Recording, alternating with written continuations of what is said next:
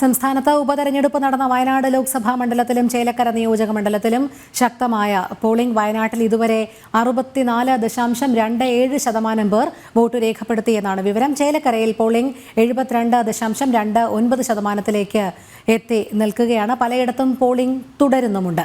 വിവരങ്ങളുമായി ആനന്ദ് പുത്തൂരും അർജുൻ PS ചേരുന്നു. ആദ്യം ചേലക്കരയിൽ നിന്ന് ആനന്ദ് പുത്തൂരിലേക്ക് പോവുകയാണ്. ആനന്ദ്, ഏറ്റവും ഒടുവിലായി ലഭിക്കുന്ന കണക്കുകൾ എപ്രകാരമാണ്? ചേലക്കരയിൽ 72% പോളിംഗ് എന്നാണ് അറിയാൻ കഴിയുന്നത്. ഔദ്യോഗികമായി എത്രയാണ് ഇപ്പോൾ നൽകുന്നത്? അതോടൊപ്പം വോട്ടെടുപ്പ് സമയം അവസാനിച്ചിരിക്കുകയാണ്.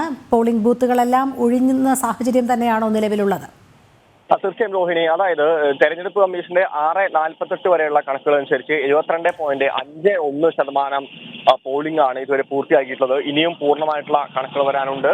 അത് ഏതാണ്ട് 9 മണിയോട് കൂടി തന്നെയാണ് പൊതുവെ അത്തരത്തിലുള്ള കണക്കുകൾ പൂർണ്ണമായി വ്യക്തമായി വരാൻ വേണ്ടി സാധിക്കുന്നത്. എന്തായാലും അതുവരെ കാത്തിരിക്കുകയാണ്. 75% മുകളിലേക്ക് പോകുമെന്നുള്ള ഒരു പ്രതീക്ഷയിൽ തന്നെയാണ് പൊതുവെ മുന്നണികളുള്ളത്. എന്തായാലും ബൂത്തുകളെ സംബന്ധിച്ച് പറയുകയാണെങ്കിൽ എല്ലാ സ്ഥലങ്ങളിലും ഏതാണ്ട് ഒഴിഞ്ഞ മട്ടാണ്. ഈ 6 മണി വരെ പൊതുവെ ചില ബൂത്തുകളിൽ തിരക്ക് അനുഭവപ്പെട്ടെങ്കിലും 5:30യോട് കൂടി തന്നെ പൊതുവെ ഭൂരിഭാഗം ബൂത്തുകളിലും അത്തരത്തിൽ പോളിംഗ് നന്നേ കുറവായിരുന്നു. എന്തായാലും രാവിലെ അനുഭവപ്പെട്ട ഒരു തിരക്ക്, അതിനുശേഷം 3 മണി മുതൽ ഏതാണ്ട് 5 മണി വരെ അനുഭവപ്പെട്ട തിരക്ക് ഒരു വലിയ തിരക്ക് തന്നെയായിരുന്നു. ആ ഒരു സമയത്തുള്ള പോളിംഗ് ശതമാനം വളരെ വലിയ വർധനവിലേക്ക് തന്നെയാണ് പോയിട്ടുള്ളത്. എന്തായാലും ഈ കണക്കനുസരിച്ച് സ്ത്രീ വോട്ട്, ഇപ്പോൾ അവസാനത്തെ കണക്കനുസരിച്ച് സ്ത്രീ വോട്ടർമാർ തന്നെയാണ് മണ്ഡലത്തിൽ പൊതുവെ കൂടുതലുള്ളത്. പോളിംഗ് കൂടിയിട്ടുള്ളത് സ്ത്രീ വോട്ടർമാരുടെ തന്നെയാണ്.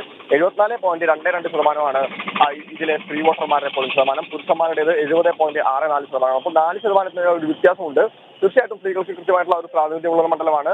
എല്ലാ പ്രചരണ പ്രവർത്തനങ്ങളിലും സ്ത്രീകളുടെ കൃത്യമായിട്ടുള്ള പങ്കാളിത്തവും ഉണ്ടായിരുന്നു. നമ്മൾ കണ്ടതാണ്.